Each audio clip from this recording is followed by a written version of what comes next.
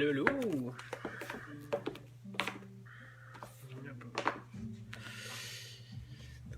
Bienvenue dans le live des nouveautés concernant les sorties de manga ici au Québec. Enfin, on se retrouve après 2 semaines d'absence finalement. On va attendre qu'il y ait du monde. Allô, allô, allô tout le monde, allô Dominique, bienvenue, bienvenue. Allô Marianne, à tous ceux qui nous rejoignent. Alors, comparé aux, comme je disais, comparé aux deux dernières petites semaines qui ont passé en fait, fait que là, on a enfin reçu des nouveautés, fait que enfin des choses qu'on va pouvoir vous présenter. Allô, allô Paolo, bienvenue, bienvenue. Allô Samuel, non malheureusement, ça parle déjà mal avec du enter interne. Non, malheureusement, j'aimerais, mais non, malheureusement. Alors, allô à tous ceux qui nous rejoignent, allô Nathan, bienvenue, bienvenue. Alright, fait que quelques petites lectures qui sont très très cool. On a du manga de Junji Ito au programme, avec une nouvelle sortie de l'auteur. Allô Raphaël, allô, allô, allô tous ceux qui nous rejoignent. On a du Pokémon, on a de l'auteur de Secret et de Judge aussi qui est arrivé. Et un nouveau titre de la maison d'édition Moonlight, maison d'édition que j'aime vraiment beaucoup. Allô Nathan, allô Raphaël, bienvenue, bienvenue. Alors, on va commencer par le puissant dragon vegan. Un titre qui, au premier abord, pour moi, se comparait au dragon et la nonne en fait. Donc c'est dans le même style, vraiment beaucoup plus centré humoristique. Puis il y a vraiment un décalage entre le côté humoristique et le côté plus sérieux, plus fantasy pour le coup, donc dark fantasy. Avec notamment, on commence l'histoire avec une jeune demoiselle ici présente qui est offerte un sacrifice justement par les villageois pour obtenir les faveurs du dragon contre le Demon Lord en fait qui lance un peu ses hordes de démons partout sur la terre. Allô Dave, bienvenue, bienvenue. Donc on va suivre ces deux là en fait, donc nos deux protagonistes, fait que le dragon ici le même et la demoiselle qui est ici. Le problème avec ce sacrifice, c'est que notre héros, le dragon, est un dragon vegan. La seule chose qu'il a fait en 5000 ans, c'est de passer son temps à manger des pousses de bambou et des branches d'arbres, qui fait que, au lieu de semer la terreur, au lieu de sommeiller, il n'a fait que en grossir et grossir durant ces 5000 ans pour le coup. Est-ce qu'il a connu Tome 3 qui sort en octobre? Je sais pas s'il sort exactement en octobre, mais il devrait pas tarder, sachant que le 2 est sorti il n'y a pas si longtemps. Et pour le coup, c'est ça. On va suivre en fait deux personnages vraiment très atypiques, notamment cette demoiselle qui s'avère avoir des pouvoirs magiques et qui croit dur comme fer à la puissance de ce fameux dragon. Ce qui n'en est rien finalement, puisque le dragon aime ça, être dans sa petite bulle, dans son petit cocon, être confortable et essaye d'éviter le plus possible les combats.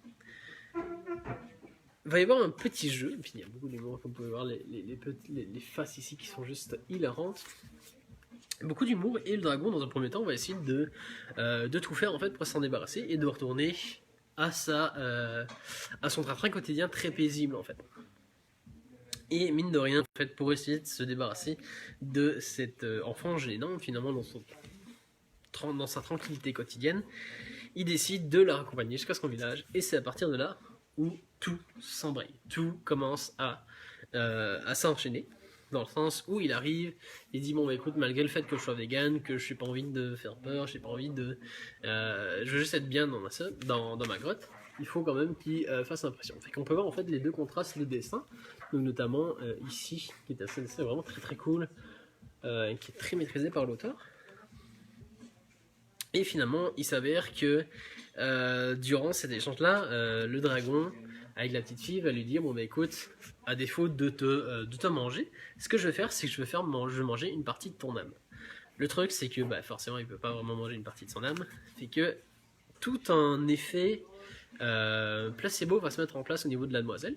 Et il s'avère qu'elle va se croire l'élu et l'a choisi pour hériter des pouvoirs draconiques. Et ce qui va donner des situations très particulières, notamment au niveau de ce passage-là, où dans le fond, par juste la force de persuasion, pour le coup, vu qu'il s'est vraiment rien passé, notre héroïne en fait va développer des pouvoirs draconiques, tout simplement. Je vous dis, les faces, c'est hilarant. C'est juste tellement drôle. J'en rentre un peu sur vos commentaires. Allô Christine, Claudia, bienvenue. Puis, je vous dis, regardez-moi ces faces, c'est juste tellement drôle. Petit dragon ici. C'est vraiment une lecture qui m'a vraiment bien plu. Parce que comme je vous dis, c'est vraiment hallucinant. C'est vraiment, elle est rendue tellement forte qu'elle, à elle toute seule, en fait, elle est capable de générer des ailes, en fait, tout simplement. Puis en avançant, il y a beaucoup plus de trucs. Plus elle avance, plus elle se persuade que elle est l'élu, en fait, finalement, qu'elle va développer certains pouvoirs. Donc c'est très cool. Puis le but du dragon, pour le coup, donc tout le long du manga, ça va vraiment de se débarrasser de cette demoiselle pour justement retourner à sa vie tranquille. Le truc, c'est que il va se passer tout le contraire et mine de rien, il va être embarqué dans son histoire, puis finalement embarqué malgré lui. Donc le puissant dragon vegan, très cool, petite lecture vraiment sympa. J'ai vraiment rigolé, je prenais vraiment pas ça à la légère, c'est vraiment dans le même style que les Dragon Maid Kobayashi. Où ça peut paraître vraiment tout cute, tout mignon, puis finalement ça s'avère vraiment très drôle, puis ça joue beaucoup sur le côté absurde en fait, le côté humoristique et le côté plus sérieux, plus violent en fait, puis finalement ça reste un dragon, tu sais. Donc ça, donc le puissant dragon vegan, très cool. Continuons sur, on va garder les meilleurs pour la fin, sur une touche un peu plus cool. Et qu'on a l'agence détective Layton, ici présentement, fait qu'on a le 1 et le 2, qui sont donc série en 2 volumes, donc on a une série, tout simplement, où on va suivre l'histoire de plusieurs personnages, comme ici sur le cover, donc la demoiselle qui est qui fait partie de la famille du fameux professeur Layton pour le coup, et qui à son tour va un peu mener ces enquêtes en fait tout simplement. Ça se présente vraiment sous un format très enfantin, fait que c'est vraiment des petits. Puis on se rend compte très vite que à elle-même l'héroïne n'est pas forcément très douée pour ça finalement. Fait que non, c'est plusieurs petites histoires, plusieurs petites enquêtes, donc vraiment autour de vols, autour de crimes, et on va voir que au fur et à mesure en fait qu'elle acquiert telle ou telle pièce du puzzle en fait, c'est, si je vous retrouver ça, c'est présenté comme dans le fond une pièce du puzzle, qui est très cool. Vous pouvez le voir ici en fait, on peut voir justement où elle met en état toutes les pièces du puzzle pour finalement donner son expertise finalement. Puis il s'avère que étant quand même assez naïve, assez enfantin, elle tombe toujours forcément à côté, et finalement il y a toujours un petit plot twist qui vient autour dévoiler en fait le mystère autour du crime qui a été commis. Donc la première histoire, c'est une petite histoire sur comme quoi l'aiguille de l'horloge des heures qui a été volée, donc l'aiguille de Big Ben pour le coup, et on résout que c'est un pâtissier et son frère jumeau qui serait l'héros de ces deux petits livres. Je vous en explique pas trop parce que c'est des petites histoires, fait qu'il n'y a pas forcément grand chose à expliquer sans forcément spoiler. C'est vraiment un chapitre par petite enquête, donc très cool, qui s'applique dans les lignées des Détective Conan, vraiment plus simple évidemment, lecture vraiment plus légère mais vraiment quand même très sympa. Et que 2 tomes terminés.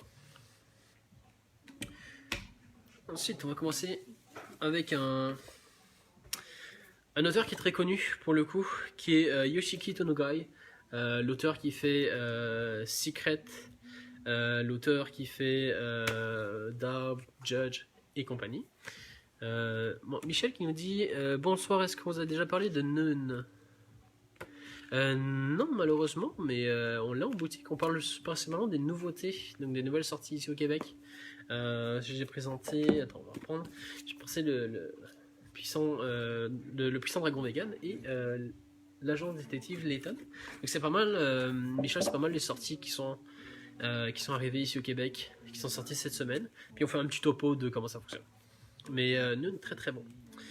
Donc c'est ça, Dead Company, donc on peut reconnaître la patte de l'auteur, notamment avec ces fameux masques d'animaux pour le coup. Donc c'est vraiment sa touche en fait, sa touche personnelle qu'il apporte. On reste sur la même thématique, c'est du kind of survival horror, avec notamment notre jeune héros qui savait être un rescapé, ici même, donc qui s'avère être un rescapé d'un massacre en fait dont il a fait partie, donc un Battle Royale où il a été le dernier survivant pour le coup. Et il s'avère qu'on le suit en fait dans cette espèce de dans sa nouvelle vie, puis sur le fait que il va essayer d'oublier, de se refaire une vie, ou du moins de faire tout ce qu'il peut pour récupérer une vie normale en fait.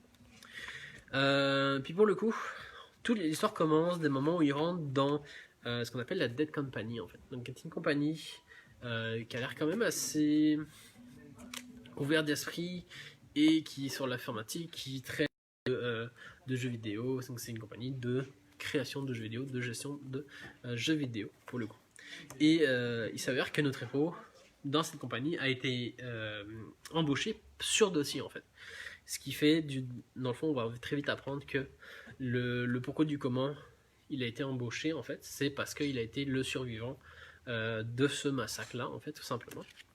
Et il va être embauché pour entrer sur un jeu qui pour le coup raconte l'histoire d'un Battle Royale. Et que dans le fond il va mettre son expertise de victime pour le coup, de son expérience en fait de traumatisante au profit sur le jeu vidéo. Et très très vite en fait il va s'apercevoir que non seulement ça ne marche pas parce que ça lui va faire revivre encore et encore ses sentiments, cette expérience douloureuse et les sentiments qui l'accompagnaient, puisque pour pouvoir s'en sortir vivant, il a dû s'en prendre à sa petite amie et la tuer de ses mains propres, en fait, tout simplement. Et pour le coup, en fait, il va se rendre vite très très compte que cette compagnie-là, en fait, vont à un point en fait jusqu'à simuler le réel en fait. Ils vont mettre en place des vrais Battle Royale. Ils vont sélectionner des gens de façon très random en fait et le mettre en situation réelle comme lui a vécu en fait. Puis il va se rendre compte tranquillement pas vite que potentiellement c'est très louche et que il y a voire beaucoup de similitudes en fait entre son expérience qu'il a vécue et les jeux en fait qu'il développe tout simplement. Très cool si vous aimez le genre. Personnellement, j'ai un peu moins accroché que Judge, qui était très cool, que Dubbed. Pour moi, il s'aligne plus dans la vibe de Secret, qui était un peu moins bien, un peu moins cool. On sent que l'auteur a encore des choses à dire, mais l'effet de découverte est un peu disparu selon moi. Mais très très cool, très forte chance que ce soit une petite série aussi, comme l'auteur le fait, très fidèle à lui-même. Très très cool si vous aimez le genre survival horror pour le coup.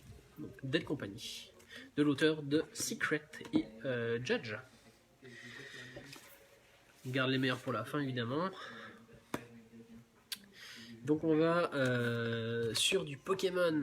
Fait que là aussi simple, très simple, c'est un petit clin d'œil, beaucoup de nostalgie puisque c'est la version manga du premier film Pokémon en fait. Donc c'est Mewtwo contre-attaque Evolution. Au début je pensais que c'était vraiment le deuxième film, qu'il y a plusieurs films en fait avec Mewtwo, mais c'est vraiment la mise en place à quelques petits trucs près en fait de la création de Mewtwo vis-à-vis de l'ADN de Mew en fait, qui est le Pokémon légendaire de la première version. Donc, Mew-Kit ici, qui est juste adorable, hein, on s'entend. Et comme dans le film, en fait, on va découvrir que la Team Rocket veut mettre au point justement un Pokémon télékinétique qui soit plus fort que Mew, qui soit le Pokémon, donc le 151e Pokémon pour le coup, avec Mew. On voit Giovanni ici, boss de la Team Rocket tout simplement, qui va essayer de le prendre sous sa botte et essayer de le contrôler. Puis il s'avère qu'on va voir tranquillement pas vite que Mewtwo va un peu se rebeller contre la Team Rocket et va un peu faire cavalier seul en fait tout simplement. Comme vous pouvez voir ici notamment au moment où ils arrivent dans son domaine, et il s'avère que le dessin est très cool, très simpliste, mais très très cool. Puis comme dans le film, il va être question du fait que Mewtwo veut cloner les Pokémon, veut devenir à lui-même, à son tour en fait, un maître en fait, puis veut devenir lui-même en fait, garder cette puissance. Il y a toute une petite morale autour du fait que les Pokémon, qui est un peu faussé, je trouve, avec le temps, c'est que les Pokémon sont pas faits pour se battre, puis finalement ils les font se battre l'un l'autre, qui est très très cool justement avec les Pokémon, ces fameux Pokémon clonés, qu'il arrive. Puis la fameuse scène où Sacha, Ash, dépendamment des versions,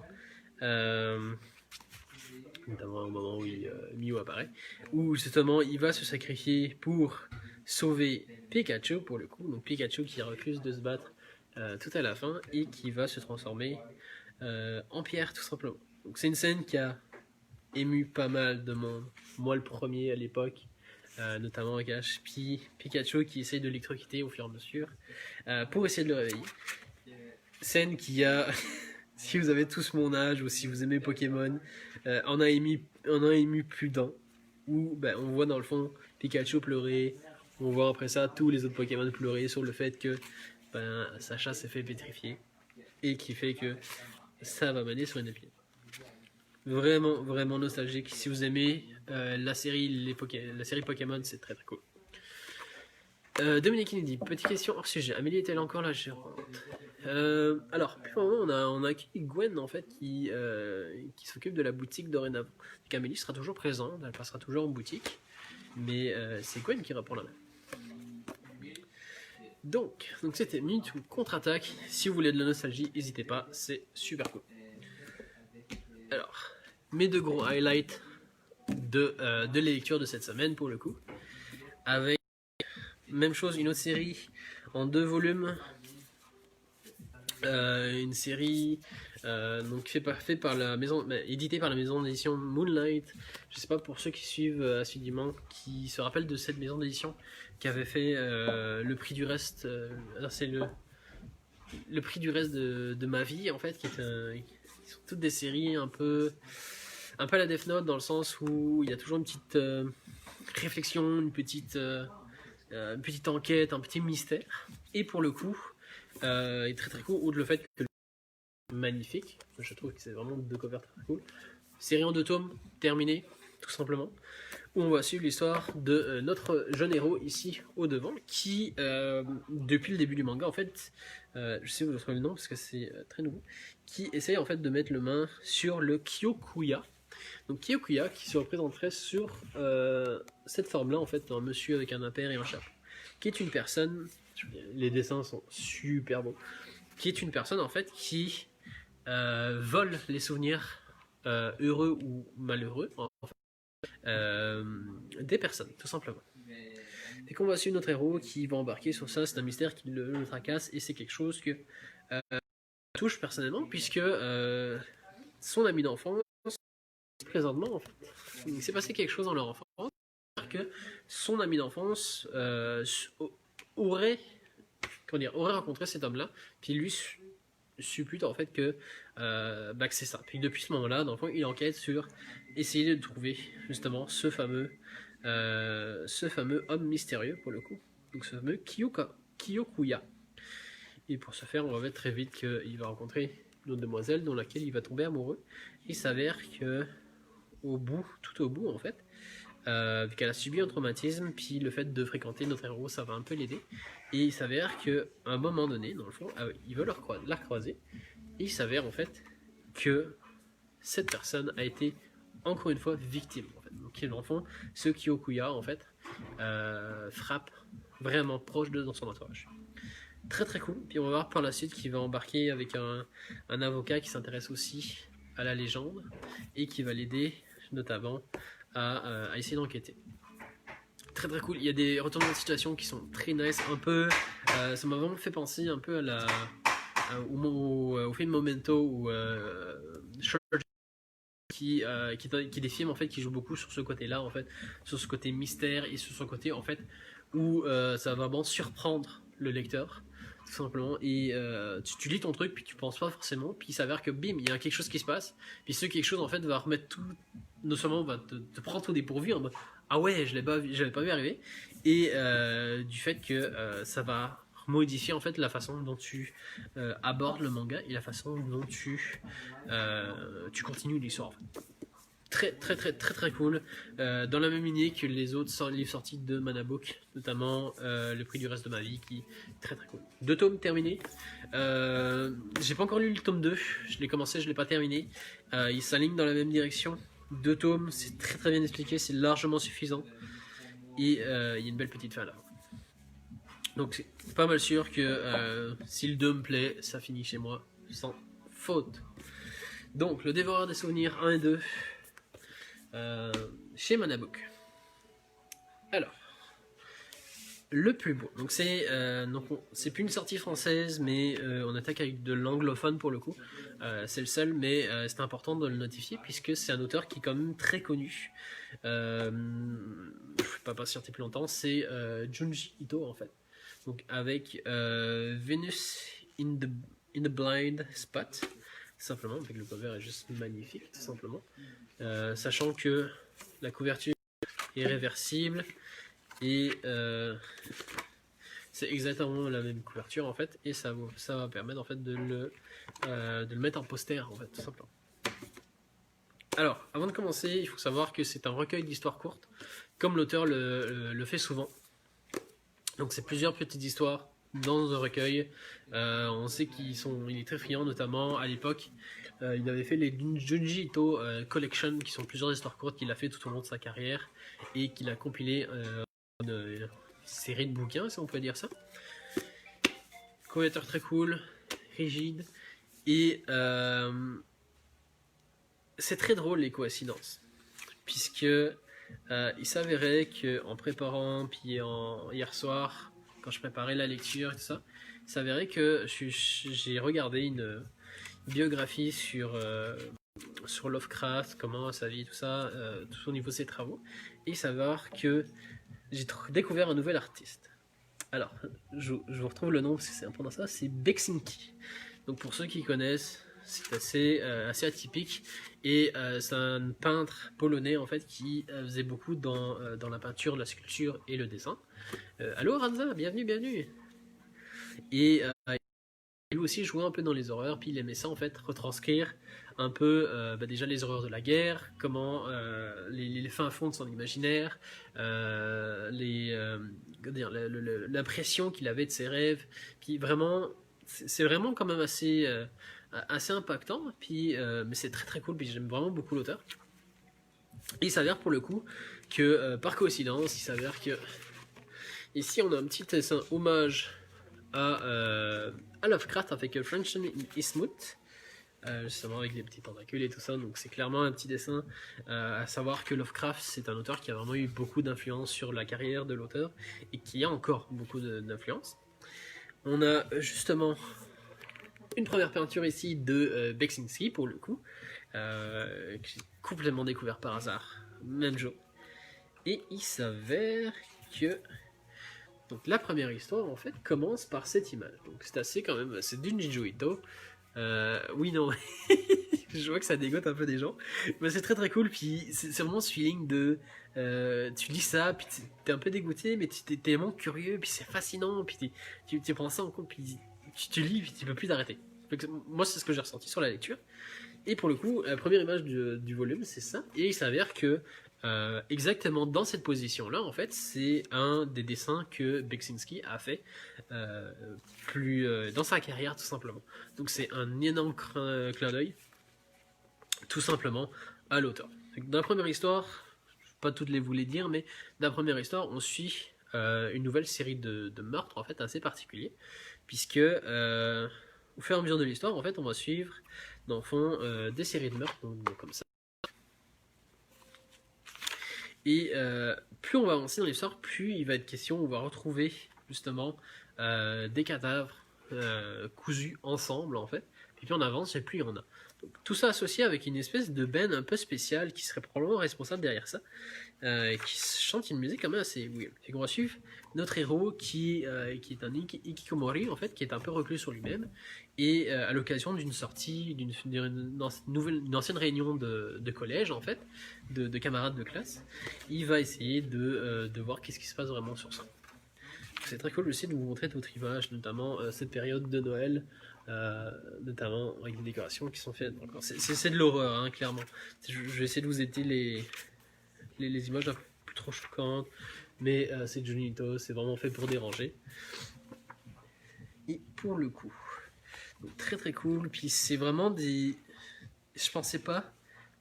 À mon souvenir, c'était pas des histoires qui m'ont vraiment tellement fait peur, si on peut dire ça, mais dans le fond, qui ont réussi quand même à faire leur effet. Donc, Aranza qui nous dit le carnet de dessin à pas lire comme lecture avant de dodo, mais c'est sûr. Oui, non, mais clairement. Mais non, mais il s'avère que justement, je l'ai lu avant de dormir, fait que, fait que finalement, Aranza, ça se lit quand même assez bien. Puis la deuxième histoire que j'ai vraiment aimée, qui est une histoire toute simple en fait, c'est vraiment tout simple, hein. L'histoire d'une jeune écrivaine en fait qui dessine en fait deux magazines et une chaise, tout simplement. Puis il s'avère qu'elle fait le tour, elle arrive chez le commerçant qui vend ses chaises, puis pour le commerçant en fait, les chaises c'est vraiment important. C'est comme si on n'a pas la bonne chaise, on peut pas produire efficacement. Puis il lui raconte un peu l'histoire d'une autre artiste en fait qui datait en fait, qui elle aussi est écrivaine, et donc on peut le voir ici dans le fond, ici, hop, au-dessus, et il s'avère en fait cette écrivaine en fait avait la même chaise que le marchand lui propose. Cette chaise lui dit bon bah écoute, il s'avère que quand cette femme était assise dans cette chaise là en fait, ça stimulait son truc, puis ça stimulait son imagination, puis tout va bien. Puis il s'avère que très très vite en fait la demoiselle, donc l'ancienne écrivaine, va recevoir une lettre en fait. Dans cette lettre là en fait il y a un manuscrit, donc c'est le manuscrit de l'homme à l'intérieur de la chaise, tout simplement. Puis pour le coup, au début, il était comme non, c'est pas vrai. Fait qu'elle le laisse un peu de tomber, le laisse le mettre de côté. Puis il s'avère qu'au moment de rendre son manuscrit, elle demande à son éditeur mais je n'arrive que deuxième, qu'est-ce qui s'est passé, qui est le premier? Puis il s'avère que la première personne qui a reçu en fait sur ce moment-là en fait, c'est comment dire le manuscrit de l'homme dans la chaise. Puis comme c'est anormal en fait que ce soit et une personne qu'on ne connaît pas finalement. Fait que tranquillement pas vite, elle va suspecter le fait que quelqu'un soit vraiment dans sa chaise en fait. Et c'est là que tout le creepy arrive, ou comme c'est cette fameuse chaise ici. Et il s'avère que par peur en fait, on voit que y a une forme en fait ici qui se profile, fait que la femme capote en voyant ça en disant mon Dieu, mon Dieu, mon Dieu, mon Dieu. Et il s'avère que un peu plus tard, il s'avère que effectivement, il y avait bien eu quelqu'un dans la chaise. Fait qu'en voyant ça, tu te mets pas mal à paniquer en mode oh, ok. Fait que très très très très très cool. Fait que, même chose, c'est des petites histoires. Je vais pas vous raconter les autres pour pas tout vous raconter et puis tout vous spoiler. Juste bon à savoir que il y a quelques pages en couleur qui sont très très cool. Il y a notamment une des premières œuvres qui a inspiré l'auteur, à savoir que l'auteur en fait Junji Ito à la base est dentiste en fait, et ce qu'il a vraiment lancé en fait dans sa carrière, c'est le fait de envoyer en fait la bouche, l'intérieur de la bouche de ses patients, en voyant la langue remuer. Il s'est dit bon bah écoute, ça ressemble à une limace, c'est dégueulasse. Puis ça s'avère avec d'autres choses aussi, notamment il a suivi l'auteur de Kazuo Umezu qui est son maître spirituel en fait. C'est vraiment le premier auteur qu'il a lu entre les mains, et c'est vraiment ça qu'il s'est dit bon écoute, moi plus tard c'est ça que je veux faire aussi. Et notamment la fameuse histoire où on voit la fameuse langue limace qui est infâme, c'est totalement dégueulasse. Mais encore une fois, si vous voulez vous faire peur, c'est le livre qu'il faut.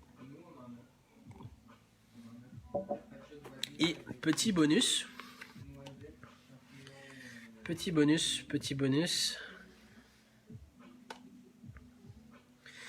à la fin, bon je ne spoil pas, mais on a une petite histoire autobiographique sur l'influence de Sur lui étant petit, notamment avec, comme je disais, Sister Mummy ici, qui a été son premier manga qu'il a eu entre les mains, qui est signé de la plume de Kazuo Mizu, en fait, qui est son maître, son mangaka spirituel, qui l'a vraiment inspiré à dessiner de l'horreur aussi.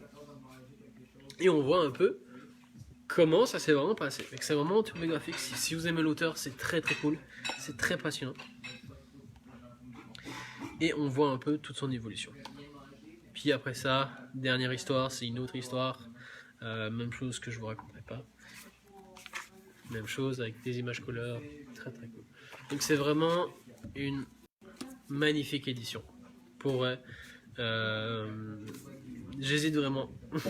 Au début, j'étais vraiment pas sûr comme de ce que l'auteur faisait. Puis plus j'avance, plus je me dis que l'auteur fait vraiment des trucs vraiment très très cool.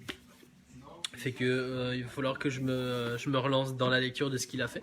Surtout qu'il y a pas mal de choses qui sont sorties en anglais pour le coup, notamment avec beaucoup lui, on a Tomie ici, on a Tomie, on a Uzumaki, on a Gyo aussi qui est sorti, donc tous les trois en intégrale. Et tout récemment on commence à avoir les fameuses Jinjo Ito Collection, notamment avec Frankenstein, avec Smash et plein d'autres en fait. Fait que très cool.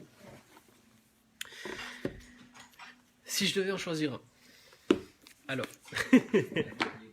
ce serait compliqué, mais je dirais même que j'en choisirais même deux en fait.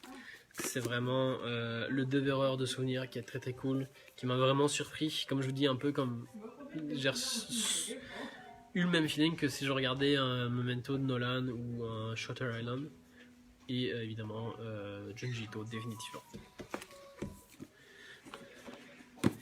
Bon bah écoutez, voilà qui conclut pas mal la vidéo aujourd'hui finalement. Donc c'est tout ce qui est sorti ici au Québec. Pas mal de belles lectures, des lectures un peu plus enfantines, un peu plus sérieuses, de l'horreur justement à l'approche d'Halloween. Et on vous réserve pas mal de choses justement autour de ça pour dans les prochaines semaines. Pour le coup, je vous dis à la prochaine. Donc on se retrouve probablement jeudi prochain sans faute pour une nouvelle vidéo. Sur ce, prenez soin de vous. Bye bye là.